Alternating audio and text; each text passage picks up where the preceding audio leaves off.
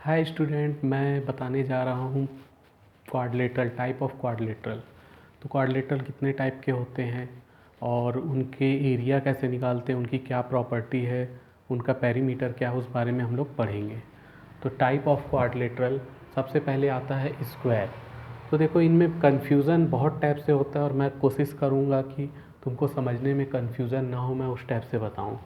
तो देखो, स्क्वायर सबसे पहले स्क्वायर स्क्वायर क्या है? स्क्वायर की ऑल साइड इक्वल होती है और साथ ही साथ दो साइड के बीच का एंगल 90 डिग्री होता है। रोम्बस रोम्बस भी स्क्वायर जैसा ही, इसकी भी ऑल साइड इक्वल होती है, लेकिन जो इनकी साइड का एंगल है वो 90 डिग्री हो भी सकता है, नहीं भी हो सकता है। देखो, हो भी सकता है, नहीं भी हो सकता है। इसमें एंगल की कोई कंडीशन नहीं है। इसमें एंगल की कंडीशन ये है कि एंगल 90 डिग्री होना ही चाहिए। यहाँ एंगल कुछ भी होगा चलेगा। तो इसका मतलब ये हुआ कि ये भी एक रोम्बस है, स्क्वायर भी एक रोम्बस है। रोम्बस की प्रॉपर्टी सिर्फ इतनी है कि ऑल साइड इक्वल दोनों हैं, तो दोनों रोम्बस हुआ। ये स्क्वायर इसलिए हुआ क्योंकि इसकी जो साइड के बीच का एंगल 90 डिग्री है, इसलिए ये स्क्वायर हुआ। और ये स्क्वायर नहीं है क्योंकि इनके बीच का एंगल 90 डिग्री नहीं है। तो ये ओनली रोम्बस है और ये स्क्वायर के साथ साथ रोम्बस भी है। वैसे ही रेक्टेंगल की बात करें तो रेक्टेंगल की अपोजिट साइड इक्वल होते हैं और पैरेलल होते हैं। कोई भी एक पेयर अपोजिट साइड का इक्वल और पैरेलल है तो वो रेक्टेंगल हो जाएगा। ठीक, पैरालेलोग्राम की भी यही कंडीशन है, opposite side equal and parallel. यहाँ भी opposite side equal and parallel, कोई भी एक पेयर जो हो अपोजिट वो इक्वल और पैरेलल है तो वो पैरालेलोग्राम भी है और वो रेक्टेंगल भी है। तो डिफरेंस क्या है? रेक्टेंगल में ये 90 डिग्री होगा और ये 90 डिग्री नहीं होगा। रेक्टेंगल में 90 डिग्री होना ही चाहिए, यहाँ 90 डिग्री है तब भी चलेगा, नहीं है तब भी चलेगा। तो देखो, इस तरह से रेक्टेंगल भी एक पैरालेलोग्राम है।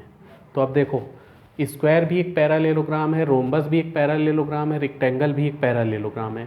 क्योंकि पैरालेलोग्राम की कंडीशन क्या होती है? Opposite side equal and parallel. तो opposite side equal and parallel यहाँ भी है, यहाँ भी है, यहाँ भी है, यहाँ भी है। तो ये सभी पहला, दूसरा, तीसरा, ये सभी पैरालेलोग्राम है। रेक्टेंगल भी पैरालेलोग्राम है। पैरालेलोग्राम रेक्टेंगल नहीं है, पैरालेलोग्राम रोम्बस नहीं है, पैरालेलोग्राम स्क्वायर नहीं है। ठीक, अब स्क्वायर भी एक रेक्टेंगल बोल सकते हैं। जो स्क्वायर है वो भी रेक्टेंगल है, लेकिन रेक्टेंगल स्क्वायर नहीं हो सकता। क्यों? क्योंकि स्क्वायर की ऑल साइड इक्वल होती है, यहाँ ऑल साइड इक्वल नहीं है। लेकिन रेक्टेंगल की opposite side equal and parallel है, तो यहाँ रेक्टेंगल की opposite side equal and parallel है, प्लस 90 डिग्री भी है। 90 डिग्री कंपलसरी है रेक्टेंगल में। तो स्क्वायर एक रेक्टेंगल है, बट रेक्टेंगल एक स्क्वायर नहीं है। रेक्टेंगल एक पैरालेलोग्राम है, बस पैरालेलोग्राम रेक्टेंगल नहीं है। स्क्वायर रोम्बस है, लेकिन रोम्बस स्क्वायर नहीं है। तो ये इनकी प्रॉपर्टी हो गई। अब एक प्रॉपर्टी आते हैं इसके डायगोनल में। तो इनके डायगोनल में देखते हैं तो स्क्वायर के डायगोनल इक्वल होते हैं। स्क्वायर के जो डायगोनल है उनकी लेंथ इक्वल होती है।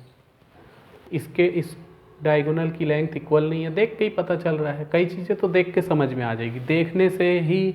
अगर तुमको डायग्राम मालूम है कि इस क्वाड्रिलेटरल का डायग्राम कैसा बनता है तो उसको देख के ही उसकी प्रॉपर्टी बता सकते हो। तो इसके डायगोनल इक्वल साइज़ है, इसके डायगोनल इक्वल साइज़ नहीं है। इसके डायगोनल इक्वल साइज़ हैं और पैरालेलोग्राम के डायगोनल इक्वल साइज़ नहीं है। देख के ही पता चल रहा है ये डायगोनल बड़ा है इन दोनों में और ये डायगोनल छोटा है, जबकि इन दोनों के डायगोनल इक्वल साइज़ है। एक और प्रॉपर्टी में आते हैं, इन चारों के ही डायगोनल एक दूसरे को बाइसेक्ट करते हैं। इन चारों के डायगोनल एक दूसरे को बाइसेक्ट करते हैं, मतलब इक्वल इक्वल डिवाइड करते हैं दोनों डायगोनल। यहाँ के भी दोनों डायगोनल एक दूसरे को बाइसेक्ट करेंगे, यहाँ भी बाइसेक्ट कर रहे हैं, इक्वल इक्वल डिवाइड कर रहे हैं, यहाँ भी बाइसेक्ट कर रहे हैं। साथ ही साथ रोम्बस के जो डायगोनल हैं वो बाइसेक्ट के साथ साथ परपेंडिकुलर भी होते हैं। ये परपेंडिकुलर नहीं है, ये परपेंडिकुलर। और मैंने बताया था स्क्वायर भी एक रोम्बस है, तो यहाँ भी जो डायगोनल होंगे परपेंडिकुलर रहेंगे। तो स्क्वायर और रोम्बस के जो डायगोनल हैं परपेंडिकुलर बाइसेक्टर होते हैं, और रेक्टेंगल और पैरालेलोग्राम के जो डायगोनल है वो सिर्फ बाइसेक्टर होते हैं, परपेंडिकुलर नहीं होते हैं। स्क्वायर और रेक्टेंगल के डायगोनल की साइज़ इक्वल होती है, रोम्बस और पैरेललोग्राम के डायगोनल की साइज़ इक्वल नहीं होती है। तो ये इनकी प्रॉपर्टी है जो एक साथ ही करोगे तो समझ में आएगा। इसके बाद आ जाता है ट्रेपेजियम। तो जैसा कि ट्रेपेजियम देख रहे हो, ट्रेपेजियम में दो साइड पैरेलल होती है और दो साइड पैरेलल नहीं होती है। तो ये दो साइड पैरेलल है, तो क्वेश्चन आता है क्या ये भी ट्रेपेजियम है? हाँ, ये भी ट्रेपेजियम है, क्योंकि पैरेलल की ट्रेपेजियम की दो साइड क्या होने चाहिए? पैरेलल होना चाहिए। यहाँ ट्रेपेजियम की दो साइड पैरेलल है। फिर इसमें काइट में क्या होता है? काइट में ये जो आजू बाजू की साइड है वो इक्वल होती है। ये साइड इसके इक्वल होगी और ये वाली साइड इसके इक्वल होगी। इसके डायगोनल भी बाइसेक्ट करेंगे और 90 डिग्री पे। इसके डायगोनल भी बाइसेक्ट कर रहे हैं 90 डिग्री में, और डायगोनल का साइज़ इक्वल नहीं है जैसा कि दिख ही रहा है। इसके बाद आता है साइक्लिक क्वाड्रिलेटरल। तो इस टाइप से अगर कोई क्वाड्रिलेटरल के वर्टिसेस जो कोने हैं वो अगर सर्कल में आ रहे हैं तो एक साइक्लिक क्वाड्रिलेटरल होता है, और इसकी प्रॉपर्टी होती है कि angle A plus angle C opposite pair और एंगल का अपोजिट पेयर का जो सम होता है वो 180 डिग्री होता है। वैसे ही angle P plus angle D equal to 180 degree, ये इसकी प्रॉपर्टी है। अब बात करते हैं एरिया और पेरीमीटर की। तो पेरीमीटर का मतलब होता है सम ऑफ ऑल साइड, मतलब इसका पेरीमीटर निकालना है तो इसके जो साइड है सबको ऐड कर दो। तो इसका जो पेरीमीटर है वो होता है 4a, यानी कि 4 इंटू साइड, और जो एरिया है वो होता है साइड का स्क्वायर, यानी कि a का स्क्वायर। स्क्वायर का पेरीमीटर 4a, साइड का ऐड कर दो, एरिया होता है साइड का स्क्वायर। वैसे ही रोम्बस का भी पेरीमीटर वही होगा 4a, यानी कि 4 इंटू साइड, और इसका भी जो एरिया है, इसका एरिया होता है 1/2 d1 into d2। d1 d2 क्या है? ये डायगोनल की लेंथ है। रेक्टेंगल का एरिया और पेरीमीटर तो बचपन से पढ़ते आ रहे हो।